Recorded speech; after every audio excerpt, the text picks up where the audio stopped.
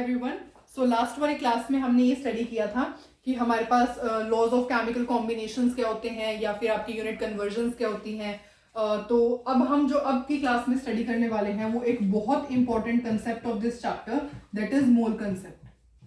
और कुछ ट्रिक्स हम इस क्लास में सीखेंगे to solve the numerical problems, because numerical part से भी ये काफी इंपॉर्टेंट टॉपिक है। तो मोल कंसेप्ट, फर्स्टली हमें ये पता होना चाहिए कि एसआई यूनिट ऑफ मोल क्या होती है। ऑल्दो हमने कल स्टडी किया था, पर SI unit of mole is equals to MOL। इसको भी हम मोल से रिप्रेजेंट करते हैं, MOL। यहाँ पे ई नहीं आता है, तो SI unit of mole is equals to mole. And उसके बाद एक मोल के अंदर कितने पार्टिकल्स होते हैं? 1 mole of any substance contains as many particles as they are present in 1 mole of any substance contain as many particles as they are present in 12 gram of carbon 12 isotope. अब इस statement को समझने की कोशिश करते हैं। देखो 1 mole of कोई भी सब्सटेंस, आप कोई भी सब्सटेंस ले लो, आपने मार्बल ले लिया, एप्पल, बनाना, या फिर आप कोई भी सब्सटेंस मार्कर लिया है, बोर्ड लिया है, कुछ भी लिया है, 1 मोल ऑफ एनी सब्सटेंस, उसके पास कितने पार्टिकल्स होंगे? जितने 12 ग्राम ऑफ कार्बन 12 आइसोटोप में पार्टिकल होते हैं। कार्बन 12 एक आइसोटोप होता है। अगर आप उसका 12 ग्राम लेते हो तो उसके अंदर जितने पार्टिकल्स प्रेजेंट होंगे वही आपके पार्टिकल्स 1 मोल के अंदर प्रेजेंट होंगे। ये होती है 1 मोल की स्टेटमेंट। अब हमें कैसे पता लगेगा कि 12 ग्राम ऑफ कार्बन 12 आइसोटोप के अंदर कितने पार्टिकल्स होते हैं? तो वो हम कैलकुलेट करेंगे। हमें ये पता है कि 1 mole is equals to 12 gram of carbon. 1 mole किसके इक्वल होता है? 12 ग्राम ऑफ कार्बन के इक्वल होता है। ये कैसे आया है ये रिलेशन? हम अभी जब ट्रिक सीखेंगे तो हमें पता चल जाएगा कि 1 mole of is equal to 12 gram of carbon के इक्वल होता है। और अब हमें with the help of mass spectrometer की हेल्प से केमिस्ट ने मास ऑफ कार्बन 12 को कैलकुलेट किया था। मास ऑफ कार्बन 12 और मास स्पेक्ट्रोमीटर से जब हमने मास ऑफ कार्बन 12 कैलकुलेट किया था तो that was found to be 1.99 into 10⁻⁻23 grams. इसके इक्वल आया था।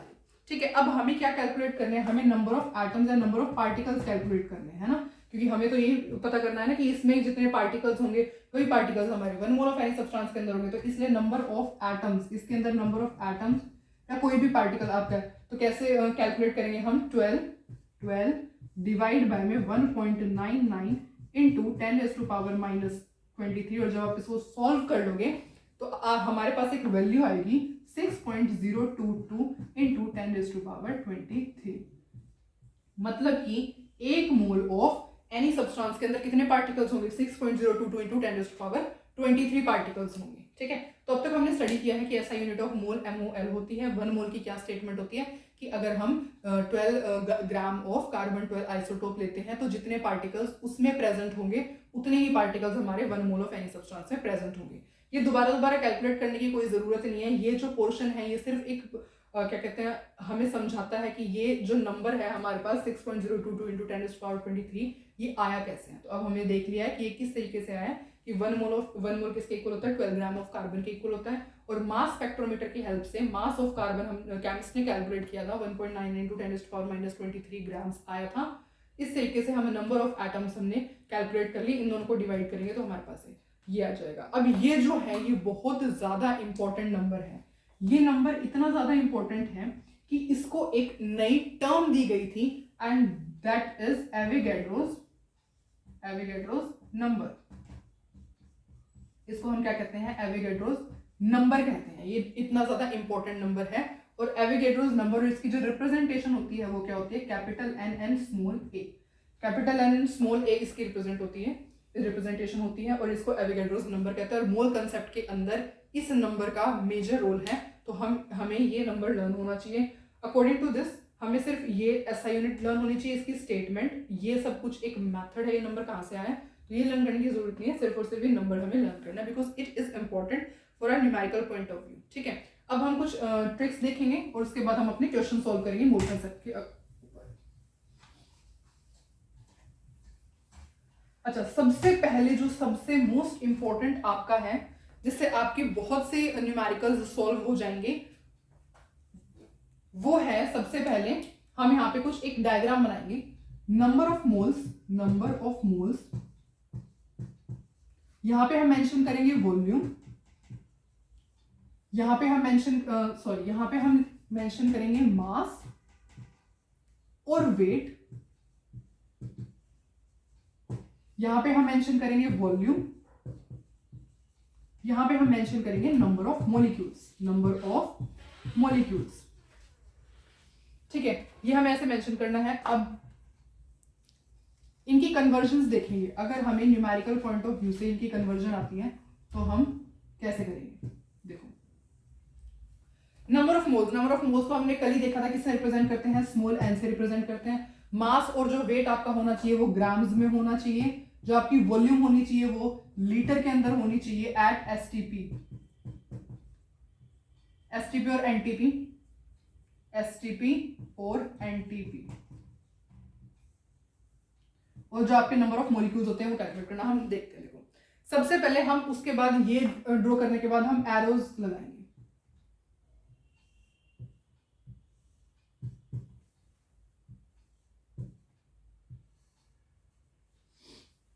ये हम एरो बनाएंगे। अगर हमें नंबर ऑफ मोल्स को मास में कन्वर्ट करना है तो हम नंबर ऑफ मोल्स को, अगर हमें मास में कन्वर्ट करना है, मास को नंबर ऑफ मोल्स में कन्वर्ट करना है या इसको इसमें कन्वर्ट करना है, इनकी इंटर कन्वर्जन के अंदर अब हम देखते हैं कि कैसे कन्वर्ट करेंगे। सबसे पहले हमारे पास नंबर ऑफ मोल्स है। नंबर ऑफ मोल्स को अगर हमें मास में कन्वर्ट करना है तो हम किससे मल्टीप्लाई करेंगे, मोलर मास से मल्टीप्लाई करेंगे। नंबर ऑफ मोल्स को अगर हमें मास में कन्वर्ट करना है तो हम मल्टीप्लाई करेंगे विद मोलर मास। अब अगर हमें मास को नंबर ऑफ मोल्स में कन्वर्ट करना है तो हम किससे डिवाइड कर देंगे, किससे डिवाइड करेंगे, मोलर मास से डिवाइड कर देंगे। अब अगर हमें नंबर ऑफ मोल्स को नंबर ऑफ मॉलिक्यूल्स में कन्वर्ट करना है तो हम किससे मल्टीप्लाई करेंगे, Na से मल्टीप्लाई करेंगे। We will multiply with the help of Na। अब अगर हमें नंबर ऑफ मोल्स को वॉल्यूम में कन्वर्ट करना है, नंबर ऑफ मोल्स को अगर हमें वॉल्यूम में कन्वर्ट करना है तो किससे मल्टीप्लाई करना पड़ेगा, हमें मल्टीप्लाई बाय 22.4 लीटर। लीटर को हमने कल ही देखा था कि कैपिटल एल से रिप्रेजेंट करते हैं, सॉरी वो लेंथ था, capital L is your length. ठीक है, 22.4 से आप क्या करोगे, नंबर ऑफ मोल्स को हमें वॉल्यूम में कन्वर्ट करने के लिए किससे मल्टीप्लाई करना पड़ेगा, 22.4 से मल्टीप्लाई करना पड़ेगा। अगर आपको वॉल्यूम को, if you want to convert volume into number of moles, तो आपको क्या करना पड़ेगा, डिवाइड करना पड़ेगा बाय 22.4, डिवाइड बाय 22.4। ठीक है, ये सारी की सारी कन्वर्जन्स हैं जिससे हम अपने आगे के न्यूमेरिकल सॉल्व करेंगे। ठीक है, तो अगर आपको नंबर ऑफ मोल्स को इसमें कन्वर्ट करना है मास में, इसको इनकी इंटर कन्वर्जन, तो ये डायग्राम है जिसके हम सारे क्वेश्चन सॉल्व करेंगे अपने आगे के। और आपको एक और 3 चीजें आपको पता होना चाहिए, बस इसके अलावा कुछ भी करने की जरूरत नहीं है। 1 mole is equals to 6.022 into 10⁻³ particles. Particles कुछ भी हो सकता है, atoms, molecules, ions, electrons, proton, neutrons, कुछ भी हो सकता है। 1 mole is equals to atomic mass और molecular mass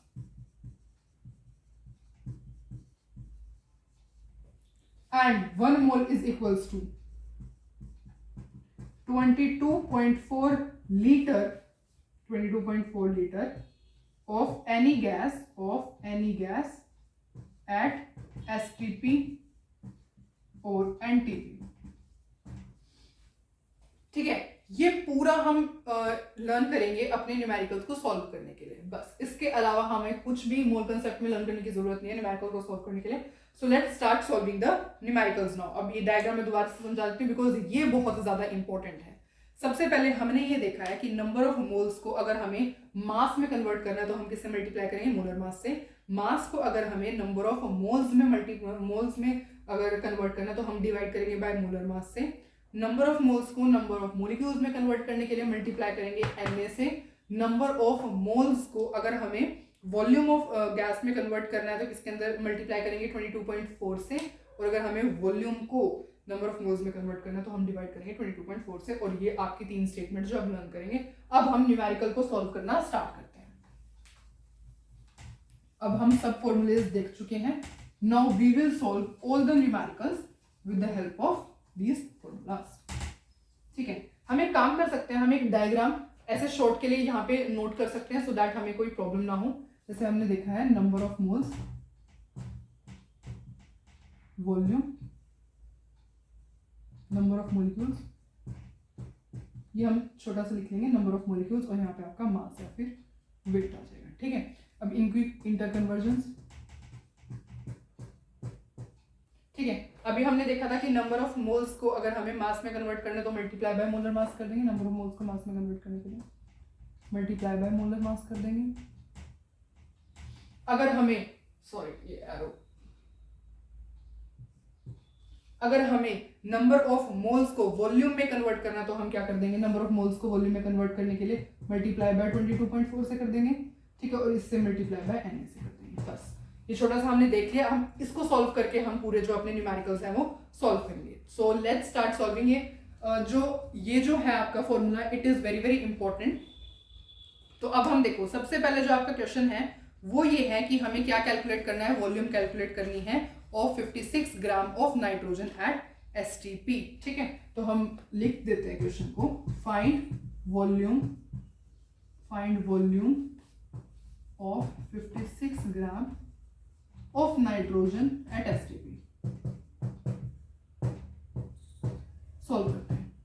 volume of 56 gram of nitrogen eight STP हम कैसे कैलकुलेट करेंगे, हमें क्या गिवन है, हमें मास गिवन है, हमें वॉल्यूम कैलकुलेट करना है। हमें मास गिवन है, हमें वॉल्यूम कैलकुलेट करना है, पर मास और वॉल्यूम में तो हमें कोई रिलेशनशिप दिख ही नहीं रहा है। पर हाँ, हम एक मेथड से जा सकते हैं, पहले मास से नंबर ऑफ मोल्स निकाल लें, नंबर ऑफ मोल्स से हम वॉल्यूम निकाल लें, मतलब इस मेथड से हम जा सकते हैं वॉल्यूम की तरफ। तो हम यही वाला मेथड फॉलो करेंगे। सबसे पहले मास गिवन है, मास को अगर मुझे नंबर ऑफ मोल्स में कन्वर्ट करना हो तो किससे डिवाइड करूंगी, मैं मोलर मास से डिवाइड कर दूंगी। तो हमारे पास atomic mass, molar mass, atomic mass नहीं,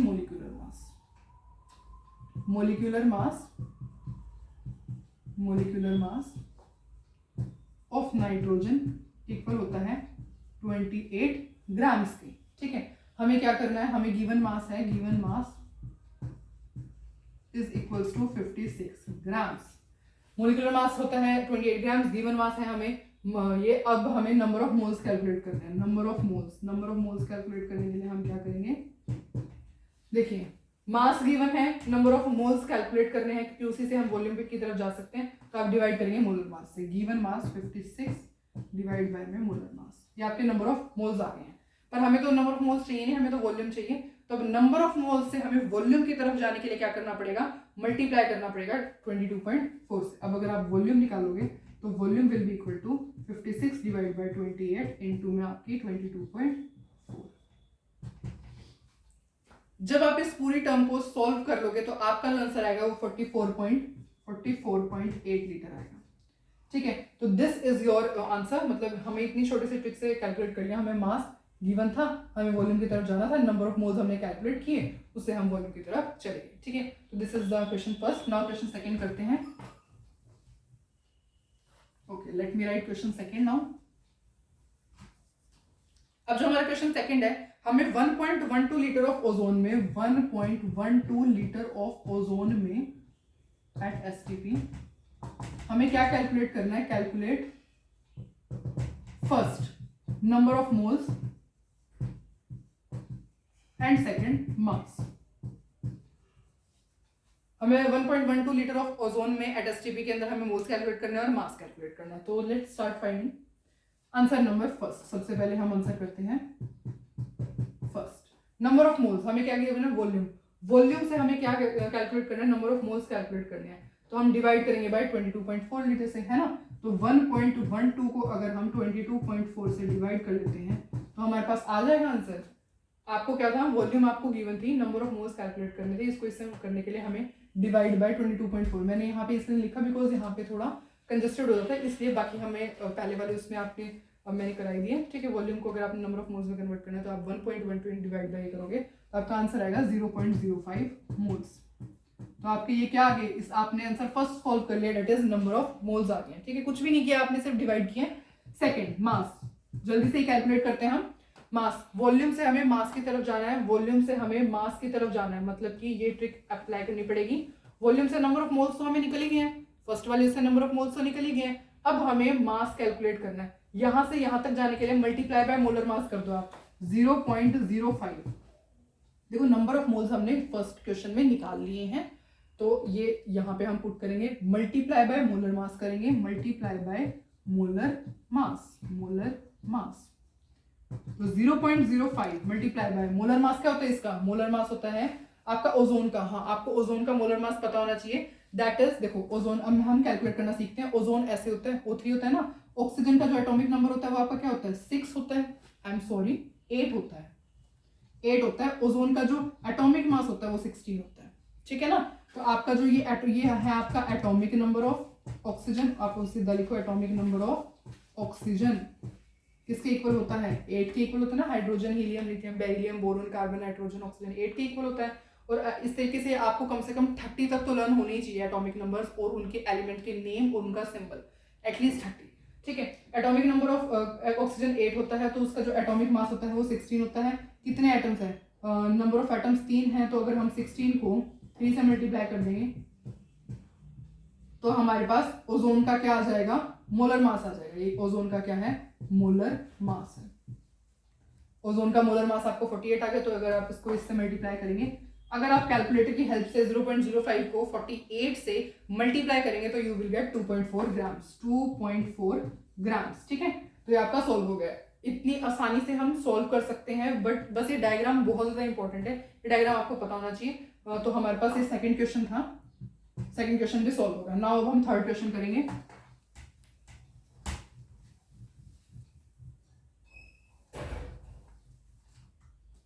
now question number third, question number third है आपके पास, हमें मॉलिक्यूल्स कैलकुलेट करने और एटम्स कैलकुलेट करने हैं। 1 gram of nitrogen, 1 gram of nitrogen given है, कैलकुलेट, क्या कैलकुलेट करना है हमें, first number of molecules, number of molecules calculate करने हैं, and second number of atoms calculate करने हैं। Number of molecules and number of atoms हमें कैलकुलेट करने हैं। So let's start calculating this. Answer no, answer first, सबसे पहले हम नंबर ऑफ मॉलिक्यूल्स कैलकुलेट करते हैं। अब नंबर ऑफ मोल्स है तो नंबर ऑफ मॉलिक्यूल्स कैलकुलेट कर सकते हैं हम, पर हमें तो मास गिवन है, तो कोई बात नहीं, हम मास से पहले नंबर ऑफ मोल्स कैलकुलेट करेंगे, उसके बाद हम नंबर ऑफ मॉलिक्यूल्स कैलकुलेट करेंगे। It's very easy. मास हमें गिवन है 1 ग्राम, मास को अगर हमें नंबर ऑफ मोल्स में कन्वर्ट करने के लिए क्या करना पड़ेगा, इसको हमें डिवाइड करना पड़ेगा मोलर मास से। तो गिवन मास क्या है आपके पास, गिवन मास है आपका 1 ग्राम, 1 ग्राम। क्या करना है आपको, नंबर ऑफ मोल्स निकालना है। Molar mass of nitrogen, molar mass of nitrogen किसके इक्वल होता है, 28 ग्राम्स के इक्वल होता है। मोलर मास ऑफ नाइट्रोजन किसके इक्वल होता है, 28 ग्राम्स के इक्वल होता है। अब अगर हमें नंबर ऑफ मोल्स कैलकुलेट करना है, number of moles, number of moles कैसे आएंगे आपके पास, आप मास को डिवाइड कर दो मोलर मास से, ठीक है, नंबर ऑफ मोल्स आ जाएंगे। मास को हम डिवाइड कर देते हैं मोलर मास से, पर हमें तो ये चाहिए नहीं, हमें तो नंबर ऑफ मॉलिक्यूल्स चाहिए। हम नंबर ऑफ मॉलिक्यूल्स निकालने के लिए, नंबर ऑफ मॉलिक्यूल्स निकालने के लिए, नंबर ऑफ मॉलिक्यूल्स निकालने के लिए, अब नंबर ऑफ मोल्स तो है, नंबर ऑफ मोल्स को अगर हम Na से मल्टीप्लाई करते हैं, मल्टीप्लाई बाय Na, तो आपके पास क्या आ जाएगा, नंबर ऑफ मॉलिक्यूल्स आ जाएंगे। तो यही आपका आंसर है, number of molecules is equals to 1/28 into में Na, ठीक है। तो ये नंबर ऑफ मॉलिक्यूल्स आ गए। तो फर्स्ट तो आपका सोल्व हो चुका है। अब हम सेकंड और सोल्व करते हैं। सेकंड जो है आपके पास नंबर ऑफ एटम्स कैलकुलेट करने हैं। अब हमें पता है नाइट्रोजन क्या है, नाइट्रोजन एक मॉलिक्यूल है, नाइट्रोजन एक मॉलिक्यूल है। ये किसका बना हुआ है, 2 नाइट्रोजन एटम्स का बना हुआ है ना, एक नाइट्रोजन एटम ये, एक नाइट्रोजन एटम ये, इन दोनों ने कंबाइन हुआ था, नाइट्रोजन मॉलिक्यूल बनाया था, है ना। तो अब अगर हमें नंबर ऑफ एटम्स निकालने हैं, तो number of atoms, number of atoms is equals to 2 into में ये number of molecules, Na divide by में 28, ठीक है, क्योंकि 2 एटम्स थे ना, एक एटम ये रहा, एक एटम ये रहा, इसलिए हमने यहाँ पे 2 से मल्टीप्लाई कर दिया है, और आपके नंबर ऑफ मॉलिक्यूल से, क्योंकि एक मॉलिक्यूल था, एक मॉलिक्यूल के अंदर 2 एटम थे, है ना, तो इसलिए हमने इसको किससे मल्टीप्लाई कर दिया, 2 से। तो ये आपका सेकंड का आंसर आ गया। नंबर ऑफ एटम्स कितने होंगे, 2 इंटू Na बाय में 28, ठीक है। तो ये आपके 3 क्वेश्चन सॉल्व हुए। ऑलमोस्ट आपके सारे क्वेश्चन, ये जो हमने ये वाला फॉर्मूला है और जो 3 स्टेटमेंट्स हैं मोल कंसेप्ट के, सारे क्वेश्चन आपके इससे सॉल्व हो जाएंगे।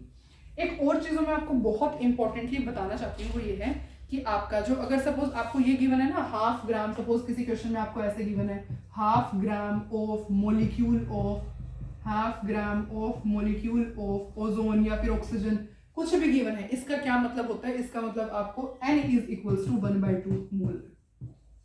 अगर आपका क्वेश्चन में ये गिवन है तो इसका मतलब क्या है? इट मीन्स, ऐसे लिखो दिस, इट मीन्स, मतलब ऐसे सीधा इसको ऐसे लिखो इज इक्वल्स टू, किसके इक्वल है? n is equals to half mole के इक्वल है।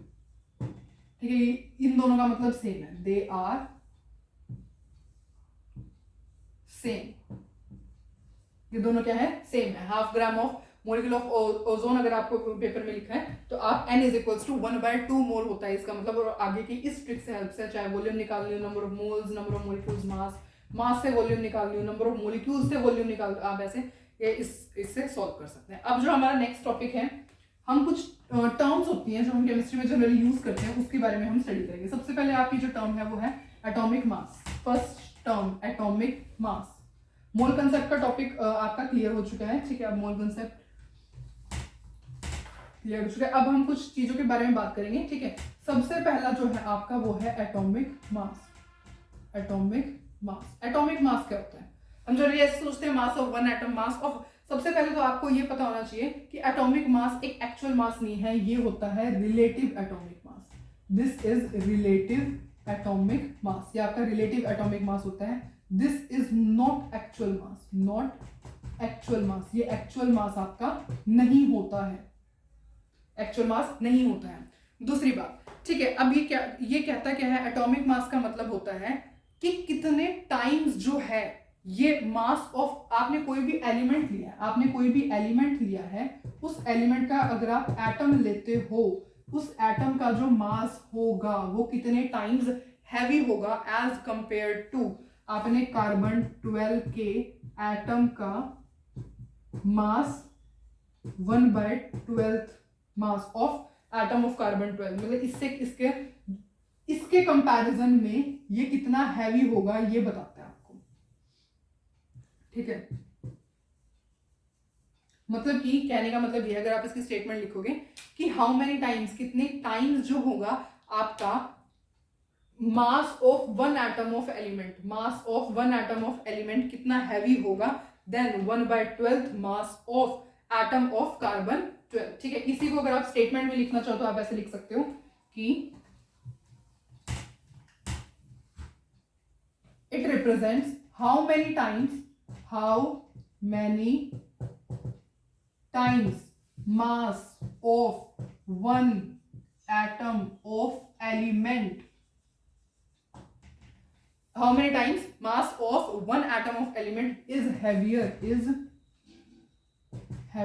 than 1/12 mass of carbon 12, atom of carbon 12, ठीक है। Mass of one atom, mass of one atom लिख लो, वन एटम ऑफ कार्बन 12, ये इस लो की स्टेटमेंट है। एटॉमिक मास मतलब लो तो नहीं है, एटॉमिक मास की स्टेटमेंट, एटॉमिक मास जो टर्म हम यूज करते हैं उसकी स्टेटमेंट है। और एक बात जो है, जो ये होता है ना 1/12 मास, ये किसके इक्वल होता है? This is equals to AMU, AM ऐसे लिखते हैं, देखो AMU, इन दोनों ऐसे डॉट्स होती हैं और इसका मतलब होता है एटॉमिक मास यूनिट। इसका क्या मतलब होता है? एटॉमिक मास यूनिट, ठीक है। AMU का मतलब होता है एटॉमिक मास यूनिट।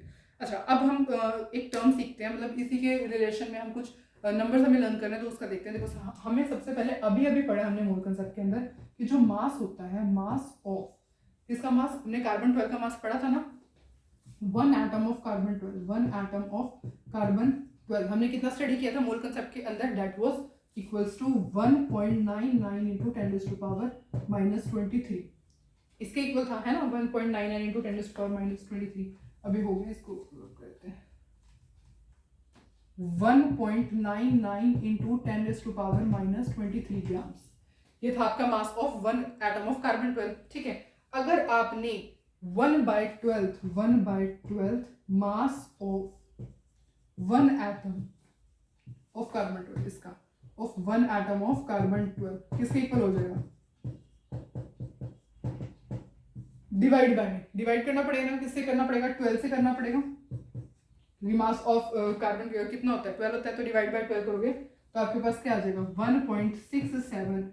अगर आप इसे 1.9 इंटू 10⁻⁻23 ग्राम्स को डिवाइड करोगे 12 से तो आपके पास क्या आएगा 1.67 इंटू 10⁻⁻24 ग्राम्स। और ये क्या होता है हमारे पास, what is this, this is equals to AMU, atomic mass unit. आजकल हम एटॉमिक मास यूनिट को यूनिफाइड मास भी कहते हैं, also known as unified mass.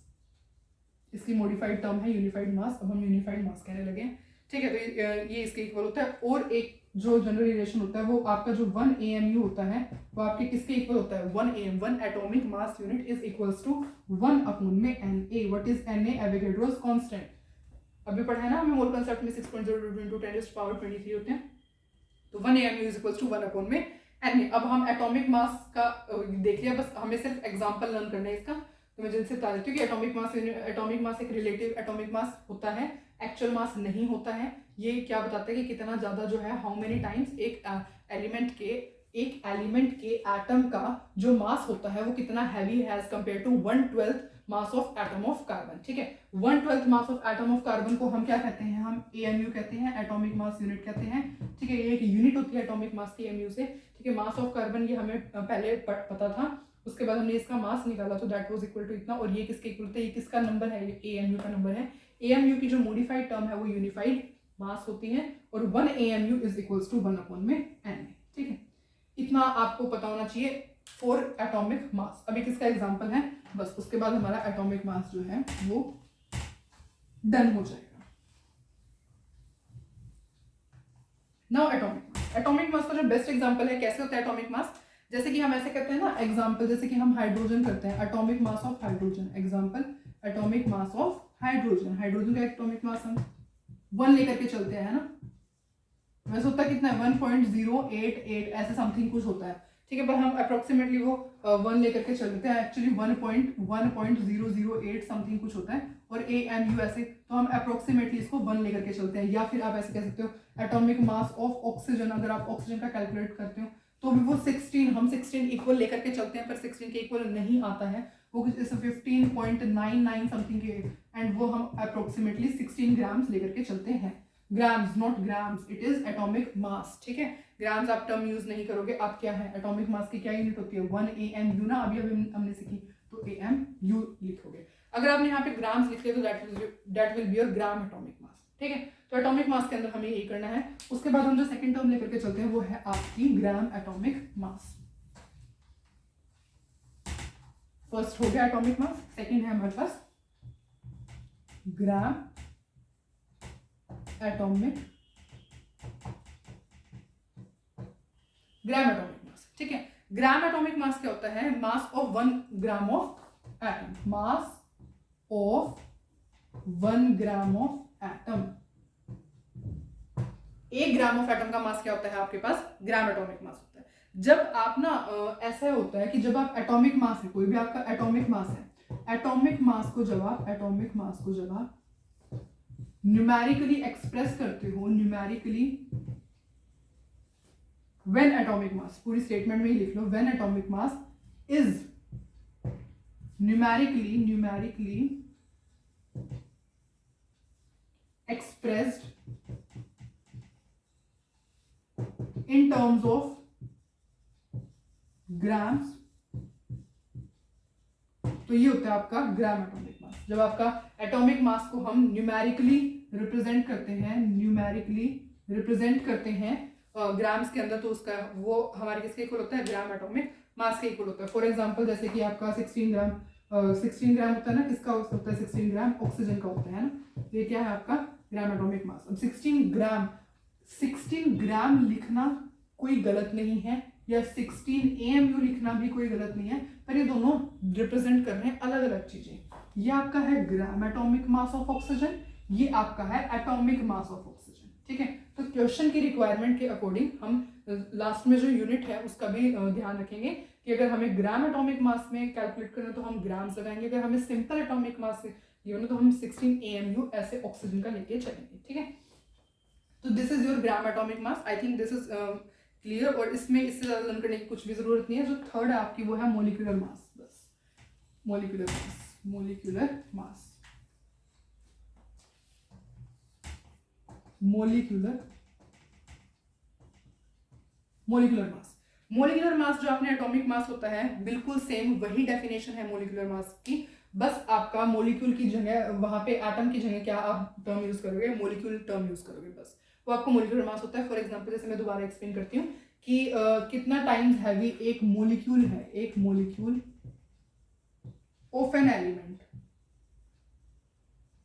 Is heavier, how many times लिखो यहाँ पे, how many times, how many one molecule of an element is heavier than 1/12 mass of atom of carbon 12, ठीक है। तो how many atoms, how many times a molecule, one molecule of an element is heavier than 1/12 mass of an atom of carbon 12, वो क्या कहता है हमें, वो क्या, that is known as आपका molecular mass, ठीक है। फॉर एग्जाम्पल जैसे कि HCl है, फॉर एग्जाम्पल HCl, इसका क्या होता है 1 AMU एटॉमिक मास, Cl का क्या होता है 35.5 AMU, इसको ऐड करोगे तो आपका आंसर क्या आएगा, दैट इज 36.5 AMU, ये आपका क्या है, ये आपका मोलिकुलर मास आया है, ठीक है। उसके बाद हम बात करते हैं ग्राम मोलिकुलर मास की।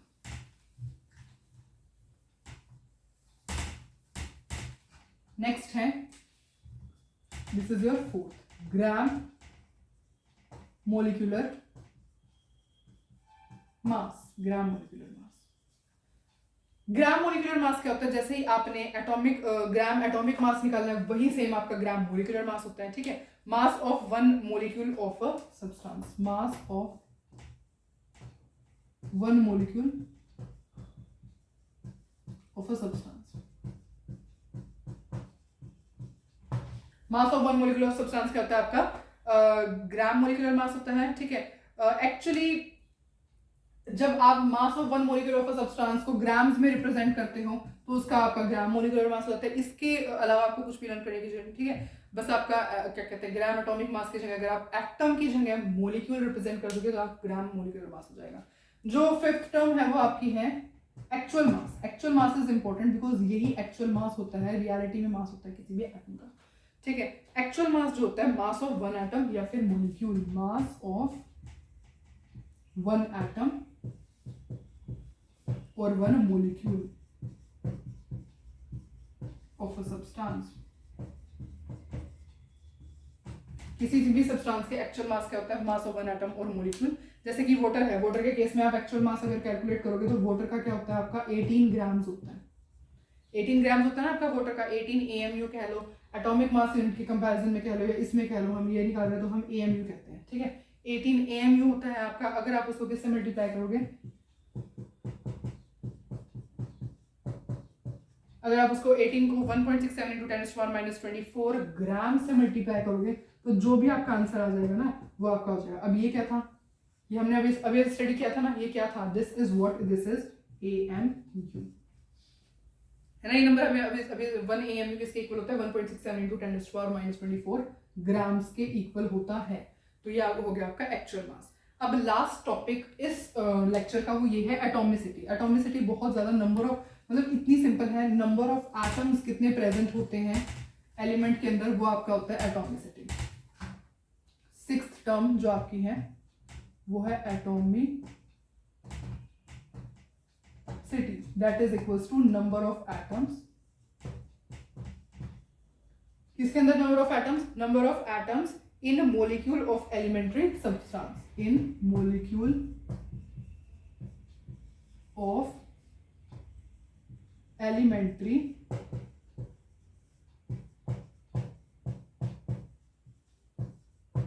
substance। ये क्या होता है आपका एटॉमिसिटी होता है। फॉर एग्जांपल जैसे कि NH3 या फिर आपका H2O है, इसके अंदर कितने एटम्स प्रेजेंट है, एक नाइट्रोजन और 3, ये किससे बना हुआ है, एक नाइट्रोजन प्लस 3 हाइड्रोजन से बना हुआ है। किससे बना हुआ है, एक दो हाइड्रोजन प्लस एक ऑक्सीजन से बना हुआ है। इसके कितने टोटल 4 हो गए, ये कितने हो गए 3। तो इनकी जो एटॉमिसिटी हुई वो कितनी हुई 4 and 3। ठीक है, तो आज का लेक्चर हम यही ओवर करते हैं। आई थिंक आपको ये सब कुछ समझ में आया है। मोल कंसेप्ट के न्यूमेरिकल्स के लिए ट्रिक आपको जो मैंने बताई है वो बहुत ज़्यादा इंपॉर्टेंट है, वो आनी चाहिए। उसके बाद कुछ टर्म्स हैं जो आपको वो पता होनी चाहिए। टर्म्स क्या क्या है, एटॉमिसिटी क्या होती है, ग्राम एटॉमिक मास क्या होता है, मोलिकुलर मास क्या होता है, और ग्राम मोलिकुलर मास क्या होता है, एटॉमिक मास एटसेट्रा। और ये जो है आपका एटॉमिसिटी